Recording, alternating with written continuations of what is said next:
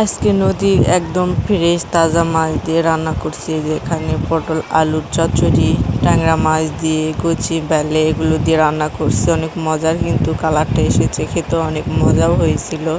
এটা রান্না করছি, অনেক মজা লাগে কিন্তু নদীর মাছ দিয়ে রান্না করলে। নদীর মাছের তুলনায় হয় না। কিন্তু সাথে ছিল শৌল মাছ, সেই শৌল মাছটা যেখানে আমি পেঁয়াজ দিয়ে একটু ভুনা করে নিয়েছি। ট্যাংরাও ছিল কয়েকটা, সেগুলো দিয়ে আজকে ঝাল ঝাল একটু মজা করে ভুনা করছি। কালারটাও কিন্তু মাশাআল্লাহ অনেক সুন্দর এসেছে, খেতেও কিন্তু মাশাআল্লাহ অনেক মজাই হবে। চলুন কিভাবে রান্না বান্না করলাম।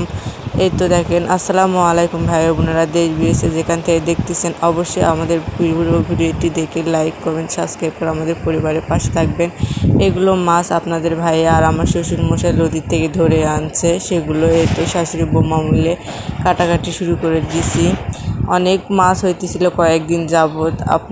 আমার শ্বশুর বলতেছিল চলো চলো, শেষে ছেলে আর বাপ চলে গেল নদীতে মাছ ধরতে। যেখানে মাছ কেটে ধুয়ে শাশুড়ি বৌমা নিলাম। এটা আমাদের এই তো ফরতালি ব্রিজ যেটা বলেই, যেখানে ভালো করে কেটে ধুয়ে পরিষ্কার করে নিয়েছে। আমার শাশুড়ি ভালো করে দেখতেছিল যে কোনো মাছের পেট টেট কাটা হয়েছে কি না। আমি বলতেছিলাম বারবার, ভালো করে ধুয়ে নিলাম। ছোটো মাছগুলো আলাদা করলাম। রান্না বান্না শুরু করা যাক চলুন। যেখানে আলু ঝুরি করে নিছি, পটল নিছি, পেঁয়াজ নিছি, কাঁচামরিচ, লবণ, হলুদ, আদা রসুন বাটা, তারপর ওগুলো ছোটো মাছ মানে গুঁড়া মাছ আর কি, পুঁয়ে মাছ, পুঁটি মাছ, খলসে মাছ এগুলো ছিল। এগুলো দিয়ে আমি চচ্চড়িটা করব হাতে মেখে। যেহেতু নদীর একদম তাজা ফ্রেশ মাছ ছিল, এটা দিয়ে চচ্চড়ি করলে অনেক মজা লাগবে। এগুলো দিয়ে তো রান্না বান্না শুরু করে দিছি। যেখানে আমি পরিমাণ মতো তেলটাও দিছি, দিয়ে আমি রেখে দিছি। যেখানে রেডি করে রাখছি, এখানে পেঁয়াজটা কেটে নিয়েছি আমি। মাছটা আমি ভুনা করব। আমার শাশুড়ি বলতেছে এগুলো একটু ভুনা করো, বড় ছিল এই জন্য আমি কেটে পিস পিস করে নিছি। এই যে এখন এগুলো মাখানোর পালা। আমি ভালো করে হাত দিয়ে মেখে নিব। আপনাদের কাছে আমাদের রান্না বান্না যদি ভালো লেগে থাকে অবশ্যই ভাই বোনেদের কাছে অনুরোধ রইল, আপনারা অবশ্যই আমাদের পুরো ভিডিওতে লাইক দিয়ে আমাদের পাশে থাকবেন। ইনশাল্লাহ আপনাদের ভালোবাসা নিয়ে আমরা অনেক দূরে এগিয়ে যেতে চাই।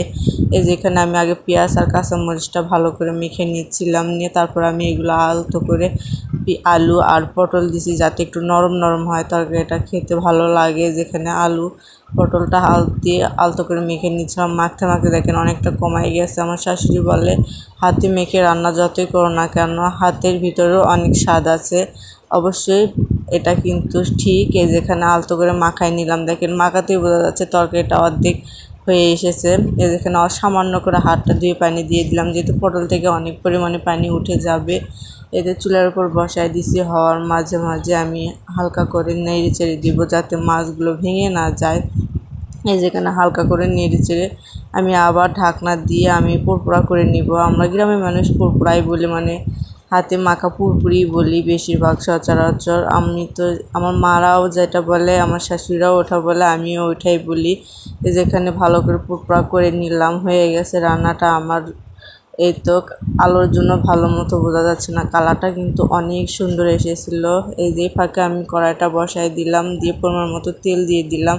যেহেতু আমি শোল মাছটা একটু ভুনা করব, সাথে ট্যাংরা মাছ ছিল, শিং মাছও ছিল, দুইটাই ছিল, ওটা দিয়েই ভুনা করে নিব। পেস্টটা দিয়ে দিলাম, দিয়ে আমি ভালো করে তেলের সাথে নাড়াচাড়া করে একটু লাল লাল করে একটু ভেজে নিব। নিয়ে আমি জিরা ফোড়নটা দিয়ে দিছি। এই যে এখানে দিয়ে নাড়াচাড়া করা হয়ে গেছে। এই ফাঁকে আমি এই মাছের ভিতর আদা রসুন বাটা, পরিমাণ মতো হলুদ, পরিমাণ মতো মরিচের গুঁড়ো, পরিমাণ মতো লবণ, আর কিছুই না। এগুলো দিয়ে আমি বাগারটা দিয়ে ঢাকনাতে ঢেকে দিব যাতে বাগারের গন্ধটা চলে না যায়। আমরা এভাবেই রান্না করি গ্রামের মানুষরা। আমার মা নানিরা এভাবে রান্না করে, আমার শাশুড়ি এভাবে রান্না করে, সেভাবে আমিও রান্না করি। মাঝে মধ্যে মশলা কষায়ও রান্না করি। যেখানে আমি দিয়ে নাড়াচাড়া করে তেলের সঙ্গে মশলাগুলো কষাই নিব। এভাবে রান্না করলেও কিন্তু অনেক মজা লাগে। তেলের সঙ্গে কষানোর পরে দেখেন তেলটা উঠে গেছে। আমি এর ভিতর সামান্য করে পানি দিয়ে আমি আবার মাছটা কষাই নিব। যত মাছ মাংস যেটাই বলুন না কেন ভালো করে কষালে খেতে অনেক মজা লাগে। যেখানে আমি নাড়াচাড়া করে আমি আবার ঢাকনা দিয়ে ঢেকে দেবো। এ ফাঁকে পেঁয়াজ যেগুলো দেখছিলেন ওগুলো গলে যাবে, ঝোলটা ফাইন ঘন হয়ে আসবে। যেখানে আমি নাড়াচাড়া করে নিলাম, নিয়ে আমি ঢাকনা দিয়ে ঢেকে দিব। আমার রান্না বান্না আপনাদের কাছে কেমন লাগে ভাই বোনেরা অবশ্যই কমেন্টে বলে যাবেন। যেখানে আমার কষানো প্রায় হয়ে এসেছে। একটা মাছ লেগেছিল আমার পাতিলে, পরে দেখি মাছটা পরে দিয়ে দিলাম। সেই মাছটা আমি দিয়ে নাড়াচাড়া করে নিচ্ছি। কষানো হয়ে গেছে আমার। সামান্য করে একটু ঝোল দিয়ে আমি কিছুক্ষণ বলক দিয়ে নামাই নিব, তাহলে হয়ে যাবে আমার শোল মাছ ভুনা আর কি, ঝোল যেটাই বলি না কেন। এই তো হয়ে গেছে। আজকের মতো এখানেই বিদায় নিচ্ছি। সবাই ভালো থাকবেন, সুস্থ থাকবেন। আল্লাহ হাফেজ।